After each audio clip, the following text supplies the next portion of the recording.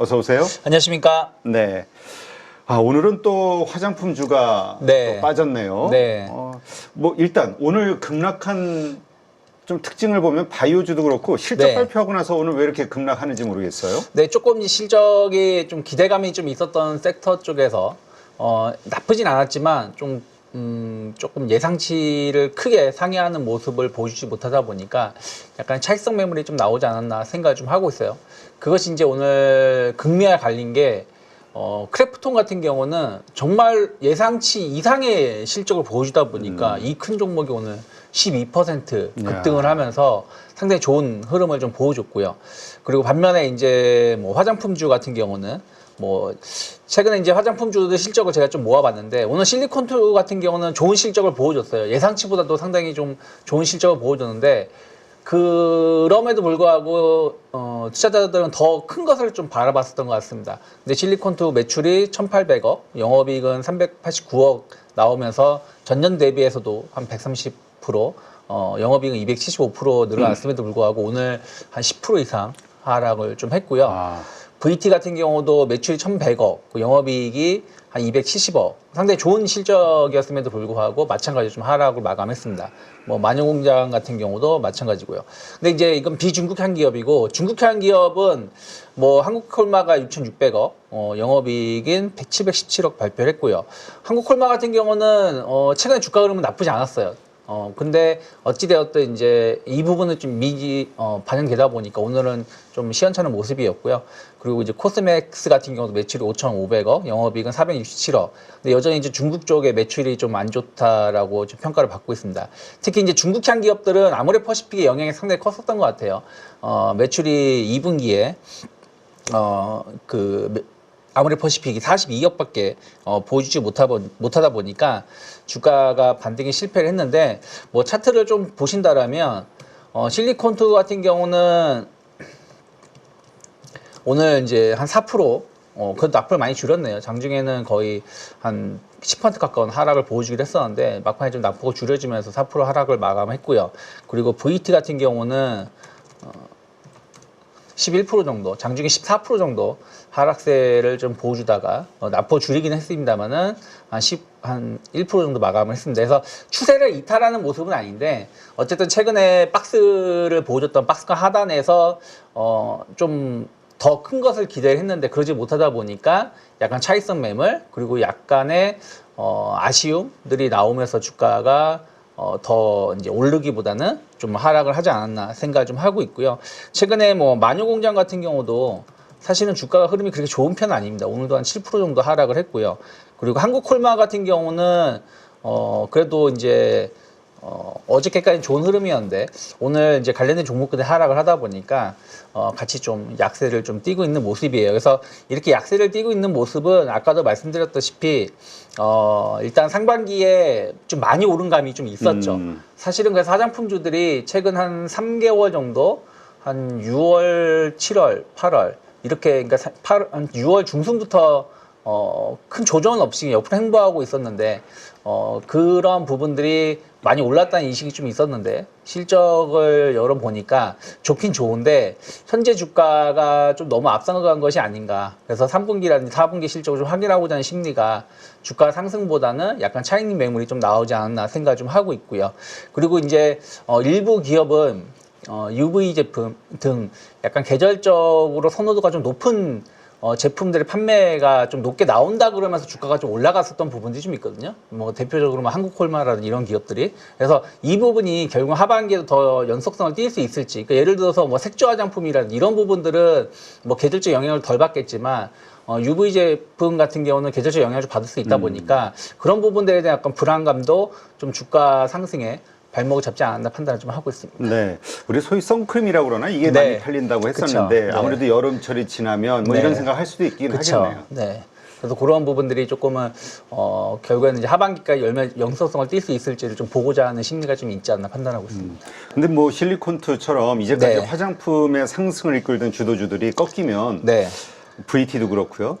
이제 화장품주도 이제 하향으로 가는 거 아니야? 우리 한국 그 주식의 특징이 쫙 계속 올라가고 그 다음에 이제 서서히 네. 내려가는 게 항상 우리의 특징이잖아요. 네. 그래서 참 뭐 여러 가지로 그 유동성에 대한 그 불만을 얘기하는 건데 네.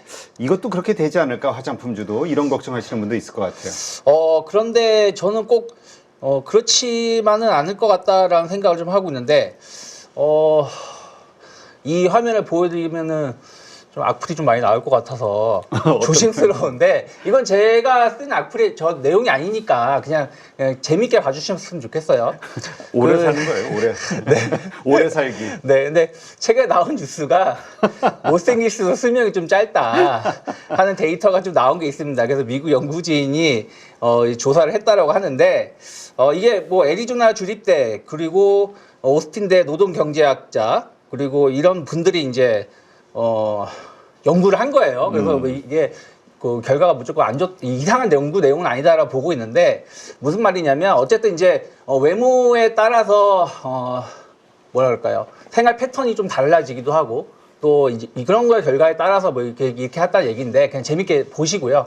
그래서 제가 하고 싶은 얘기는 미용에 대한 어떤 관심은 계속해서 있을 수밖에 없다 생각을 하고 있다라는 거예요. 그래서 저는 이제 화장품주에 대해서 뭐 버리자 뭐 이런 말씀 드리는 게 아니라 화장품 계속 관심을 가지되 좀 대체제가 무엇이 있을지에 대해서도 우리가 고민을 할 수 있지 않을까 생각을 좀 하면서 이런 내용을 올려드린 거고요. 그래서 요즘에는 좀 주가 흐름들을 보니까 화장품 말고도 플러스 알파가 있는 쪽에 대해서 뭔가 관심을 좀 많이 가지고 있는 것 같아요. 그래서 미용 의료기기 쪽도 사실은 이제 미용 의료기기만 판매하는 기업이 있고 미용 의료기기랑 같이 화장품도 같이 곁들여서 판매하는 기업이 좀 있거든요. 뭐 대표적으로 파마 리서치 같은 회사라고 좀 말씀드릴 수가 있는데 파마 리서치 같은 경우는 리쥬란이라는 확실한 의료기기 판매를 하는 부분들이 좀 있죠. 이 제품이 상당한 매출 성장을 보여주고 있습니다. 그래서 전체 사업 매출의 60% 이상을 차지하고 있고 뭐 1분기, 2분기도 상당히 좋은 실적을 보여줬습니다. 그래서 1분기 같은 경우는 전년 대비해서 60% 이상 성장을 좀 했고요. 그리고 이제 내년에 좀 기대감을 가져갈 수 있는 것 중에 하나 중국입니다. 지금 중국은 2등급으로 분류가 되고 있는데 3등급으로 승급을 해줘야지 이제 그 주사제로 시술을 받을 수가 있거든요. 그래서 요 부분에 관련해 가지고 영업맨들을 좀 많이 영입을 했고 또 이게 올해 안으로 통과를 해야지 그 뭐라 그럴까요? 일정 기간 안에 통과를 해야 되기 때문에 그게 이제 올해까지라고 합니다. 그래서 올해에서 내년까지 해서 이게 통과가 된다라면 상당히 새로운 시장을 좀 열 수 있지 않을까 평가를 받고 있고요. 또 이 리쥬란을 기반으로 해가지고 화장품을 판매를 하는데 화장품 라인업이 상당히 좋다라고 합니다. 그래서 상당히 좀 판매가 잘 되고 있고 또 이 제품들이 피부 재생에 상당히 도움이 되고 있기 때문에 여름에 어쨌든 이제 피부 노출이 많다 보니까 손상을 많이 입게 되고 이와 관련돼서 또 그 파마 리서치 화장품 판매도 잘 되고 있다고 하기 때문에 그 화장품의 매출 판매 비중이 최근 23%로 늘어났는데 이것이 한 올해 기준으로 치면 올 연말 기준으로 치면은 한 35% 정도까지 30에서 35% 정도까지 늘어난다고 합니다. 그래서 파마 리서치 최근 주가를 좀 보신다라면 상당히 좋은 2분기 실적이 상당히 좋게 나왔기 때문에 지난주에 14% 정도 급등이 나오면서 고점을 좀 돌파를 시켰고요. 지금 작년 고점도 이제는 돌파를 시킨 상황입니다. 15만 원, 16만 원 돌파가 되었기 때문에 충분히 추가 상승 가능성을 좀 열어놓을 수 있지 않을까 생각을 좀 하고 있고요. 그리고 이제 화장품만으로는 이제 모든 게 해결되는 건 아니다 보니까 뭐가 또 필요해? 뭐 보톡스도 필요하고. 그렇죠. 보톡스라든지 필러라든지 이런 제품들의 수요가 좀 늘어나고 있다라고 해요. 특히 이제 예전보다는 가격이 많이 저렴해지기도 했었고, 또 이제 가성비를 따졌을 때 확실하게 효과를 볼 수 있다. 리쥬란도 약간 그런 비슷한 제품이기도 하죠. 그래서 그러다 보니까 최근에 보면 슈젤하고 대웅제약 같은 경우 보신다라면 주가가 상당히 좋은 흐름을 보여주고 있어요. 슈젤 같은 경우 계속해서 신고가 행진 완만하게 보여주고 있습니다. 그래서 연초만 하더라도 한 15만 원 하던 주가가 지금 25만 원 정도까지 올라왔고요. 대웅제약 같은 경우도 최근에 보면 주가가 박스권이긴 합니다만은 한 10만 원에서 13만 원대까지 좀 최근 한 2달 사이에 좀 가파르게 올라오는 모습을 보여주고 있고요. 또 보톡스 같은 경우도 메디톡스죠. 메디톡스 같은 경우도 보톡스 관련해 가지고 상당히 높은 점유율을 가지고 있는데 메이톡스도 최근에 이제 소송 관련돼서 이슈가 좀 이제 끝나면서 주가가 좀 하락을 했지만 어쨌든 4월 달에 좀 바닥을 찍고 점진적으로 우상향하면서 주가가 한 50% 정도 올라와 있기 때문에 화장품 말고도 좀 미용을 대체할 수 있는 기업들을 좀 찾아보시면 충분히 좋은 결과 기대해 볼 수 있지 않을까 생각을 좀 하고 있습니다. 네. 아니 요즘은 그 동안 열풍이 워낙 심하다 보니까 네. 그리고 실제로 잘 몰라요. 이렇게 나이대 실제 이 신체 나이를 네. 뇌물어 봐가지고는 잘 판단하기 그렇죠. 어려워. 오늘 아침에 제가 뉴스 보고 깜짝 놀라면서 웃었던 뉴스가 네. 하나 있는데 일본에서 40살 먹은 남자가 네. 7년간 연애를 하고 결혼을 하기로 이제 결정을 했는데 결혼식 전날 신부가 고백을 한 거야. 나 사실은 65세야. 25살 연상이었던 거야. 근데 깜짝 놀랐어요. 사진을 보니까 그래 진짜 그 나이대답지 않게 그 좀 동안이시더라고 그분이. 그러니까 야, 그리고 이런 거 보면은 네. 야 진짜 젊어서부터 피부 관리를 해야 되겠구나. 관리하는 사람과 관리하지 않는 사람은 확실히 차이가 좀 나는 것 같습니다. 그 제목이 너무 웃겨서 결혼 전날 알게 된 진짜 신부 나이 25세 연상. 네. 자, 하여튼 그렇습니다. 자, 이 화장품주를 지금 그렇다면 들고 있는 분들이라면 어떻게 전략을 짜는 게 좋을까요? 네, 그래서 저는 만약에 이제 VT 같은 기업을 가지고 계신 분들이라든지 실리콘투 같은 경우는 아직은 이제 추세가 크게 뭐 하락으로 전환되었다고 보고 있지는 않아요. 그래서 조금 더 횡보 기간이 좀 더 길어지지 않을까 생각을 좀 하고 있습니다. 그래서 뭐 지난번 저점, 그러니까 지난 월요일이죠. 지난주 월요일 저점 종가를 크게 이탈하는 모습만 아니라면 저는 조금 이제 기다려 보시는 게 맞지 않을까 생각을 좀 하고 있고요. 특히 이제 VT는 약간 박스권이 좀 이제 커지고 있거든요. 하단이 한 3만 원 정도, 상단이 4만 원 정도 보여주고 있기 때문에 박스권 상단이 온다라면 좀 비중을 좀 줄여주신 전략, 그리고 박스권 하단에서는 한번 트레이딩 관점에서 접근도 가능하지 않을까. 다만 이제 박스권 하단이라는 게 딱 선으로 그을 수는 없는 것이기 때문에 이제부터는 121선이 좀 중요한 지지선이 되지 않을까 생각을 좀 하고 있고요. 중국향 비중이 좀 높은 기업들은 여전히 좀 조심해야 된다 생각을 좀 하고 있어요. 그런데 사실은 또 아모레 퍼시픽 같은 경우는 계속해서 조금 이제 최근에 주가가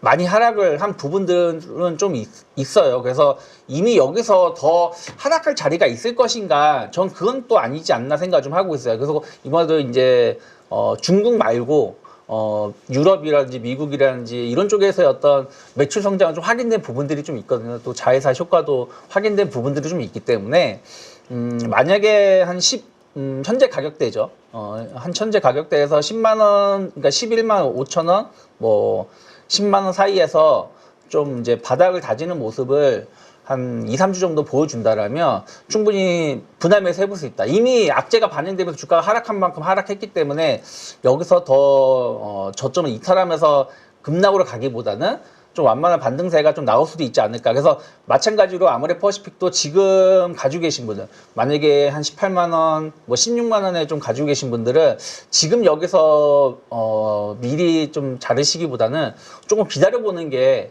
좀 맞지 않을까 판단하고 있습니다. 네, 알겠습니다. 왜냐하면 일반적으로 저렇게 많이 올랐다가 꺾이는 주식, 추세가 꺾였다고 할 때는 좀 뒤에 들어가면 뒷설거지 하는 거 아니야? 이런 그쵸. 걱정하시는 분들도 많이 있거든요. 네. 근데 이미 아모레 퍼시픽은 추세가 꺾인다는 느낌은 이미 지난번에 7월 말쯤에 나왔었던 거고, 지금은 이제 아예 그 직전 저점까지 내려온 건데, 여기서 10만 원을 깨면서 내려갈 정도로의 어떤 악재는 아니지 않을까 개인적으로 그렇게 보고 있습니다. 네, 알겠습니다. 자, 그다음 조선주도 한번 좀 볼까요? 조선주도 뭐 사실 엄청난 사이클이 왔다. 참 분위기 좋았는데 최근은 좀 약한 것 같아요. 머뭇머뭇거리는데. 전체적으로 조선주들이, 그러니까 이번에 이제 그 시장이 이제 아직까지는 완벽하게 안정화되었다고 보고 있지 않습니다. 일주일밖에 안 된 거잖아요. 그 지난주에 서킷을 맞은 다음, 그러니까 지지난주 금요일 사이드, 그리고 지난주에 서킷을 받은 것이기 때문에 어쨌든 이틀 동안 15%의 폭락이 나왔던 상황에서 일주일 정도 지난 거라서 조금 더 시장은 좀 안정화가 필요하다 생각을 좀 하고 있어요. 그래서 사실은 이제 제가 지난주에도 이제 방송에 나와서 말씀드렸던 게, 큰 조정이 나오고 나서 상대적으로 덜 빠지고 나왔을 때, 그리고 빠르게 주가가 회복하는 종목이 그 다음에 상승으로 전환이 됐을 때 주도주가 될 가능성이 상당히 높다라고 말씀드렸는데, 일단은 그때도 말씀드렸고 지금도 마찬가지입니다. 조선주하고 바이오주가 먼저 올라와 있는 상황이긴 합니다만, 여기서 또 치고 나가기에는 좀 아직은 시장이 좀 안정화가 좀 덜 되어 있지 않나 생각을 좀 하고 있어요. 그래서 조선주 역시 마찬가지로 하반기에 이제 실적이 조금 이미 좀 주가에 좀 일부 선 반영된 측면이 좀 일부 있다 저는 생각을 좀 하고 있고요. 그러다 보니까 이제 하반기 실적이라든지 또 추가적으로 수주가 얼마나 늘어날 수 있는지 여부를 좀 보려고 하고 있는 것 같아요. 거기다가 이제 조선주가 고점을 약간 못 넘기면서 머뭇거리고 있는 것 중에 하나가 미국 경기 불확실성인 것 같아요. 어쨌든 이제 미국 경기만 좀 꺾인다 그러면 아무래도 이제 신규 수주라는 이런 부분들이 좀 줄어들 수 있는 부분들이 좀 있거든요. 그래서 그런 부분들에 대해서 약간 부담감을 가지다 보니까 주가가 아직 고점을 넘기지 못했는데, 하지만 그 제반적인 요소들은 여전히 좀 상승 가능성을 열어놓을 수 있는 이슈들이 좀 있는데, 제일 중요한 건 조선가죠. 신조선가 같은 경우는 여전히 좀 강세 흐름을 보여주고 있습니다. 지난 9일 기준으로 188.6포인트를 기록을 했는데, 역대 최고치가 2008년 9월에 기록했던 지수가 191.6포인트입니다. 그래서 이제 한 3포인트 정도밖에 남지 않았는데, 충분히 연말 정도 되면은 이 역사적인 신고가를 돌파할 가능성이 높다라고 평가를 받고 있고요. 특히 이제 국내 기업이 강점을 가지고 있는 LNG라든지 LPG, 컨테이너선이 계속해서 높은 수주를 보여주고 있고, 또 높은 가격으로 계속 우리가 수주를 받아오고 있기 때문에 신조선가는 꾸준하게 상승 가능성이 좀 열려 있지 않나 생각 좀 하고 있어요. 특히 이제 뭐 한국조선해양그룹 같은 경우는 현대미포조선, 현대중공업 뭐 이 세 개 회사를 합쳐서 수주 잔고가 지금 734억 달러가 있는 상황이고요. 삼성중공업도 329억 달러, 하나오션도 한 318억 정도, 18억 달러를 유지하고 있기 때문에 갑자기 뭐 이들 기업이 수주를 받기 위해서 저가 수주를 받을 가능성은 적거든요. 그래서 안정적인 수주 잔고를 바탕으로 해서 신조선가가 상승 중이기 때문에 갑자기 실적이 꺾일 가능성은 없다라고 보고 있어요. 하지만 일단은 시장 자체가 워낙에 좀 좋지 못하다 보니까 조금은 주가도 좀 지지부진한 모습을 최근에 이어가고 있는 것이 아닌가 판단을 좀 하고 있습니다. 네. 그러니까 일단 기본적으로 시장 상황이 지금 아직까지 이 네. 폭락장 이후에 해결된 게 그렇게 없잖아요. 그렇죠. 전혀 없죠. 네. 예를 들어서 뭐 엔케리스트레 청산도 일각에서는 거의 다 됐다라고 하는 사람들도 있고, 아직 진행 중이다. 여기서 이제 뭐 미국이 본격적으로 금리 인하한다든가 아니면 또 어떤 쇼크가 발생하면 충분히 또 더 청산이 되면서 시장의 투매가 불러일으킬 수 있다 하는 얘기가 있고요. 저는 뭐 청산이 상당부분 됐다고 보고 있지만 그렇다고 해서 끝난 건 아니다라고 보고 있고요. 또 하나가 이제 경제 지표죠. 특히 이제 이번 주 CPI인데, 이제는 이제 지표에 대해서 예전하고 다르게 좀 해석을 하고 있는 거 아니겠습니까? 예전에는 나쁘면 오히려 금리 인하한다고 하면서 좋게 보는 거고, 좋으면 경기가 좋다고 하면서 계속 좋은 쪽만 바라봤는데, 지금은 조금만 이상해도 이거 안 좋은 거 아니야? 안 좋은 거 아니야? 라고 해석을 하고 있기 때문에 이번에도 CPI가 예상치에 맞춰주는 점 좋다 생각하고 있어요. 예상치보다 낮게 나오면은 이거 경기 침체 아니야? 그러다 보니까 소비가 안 돼서 물가가 안 오르는 거 아니야? 라고 해석할 수도 있고요. 반대로 뭐 물가 하락하니까 금리 적극적으로 내릴 수 있겠네? 라고 해석할 수도 있는 부분이 있고, 반대로 또 물가가 오르게 된다라면 이제는 금리 못 내리는 거 아니야? 보다도 이 정도면 뭐 경기 괜찮네 하면서 또 오히려 주가가 올라갈 수 있는 부분들도 있기 때문에 과거하고는 다르게 해석을 해야 된다는 부분들, 이러한 부분들 때문에 시장 참여자들이 어떤 결론을 내지 못하고 계속해서 좀 확인하고 시장이 움직이는 쪽에 우리가 붙자라는 분위기가 계속 있다 보니까 먼저 액션을 취하지 못하고 있는 것 같습니다.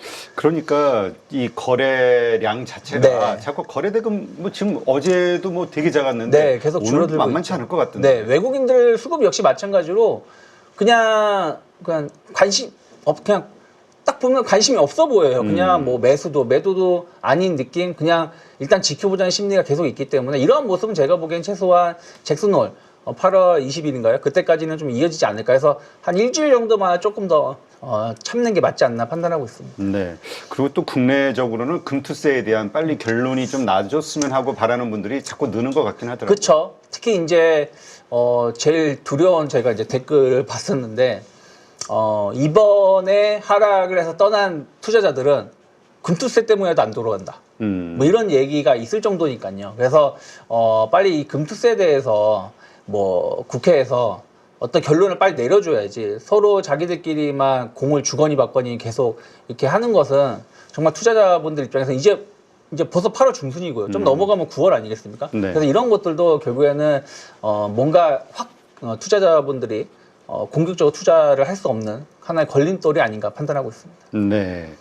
참, 뭐라 그럴까요?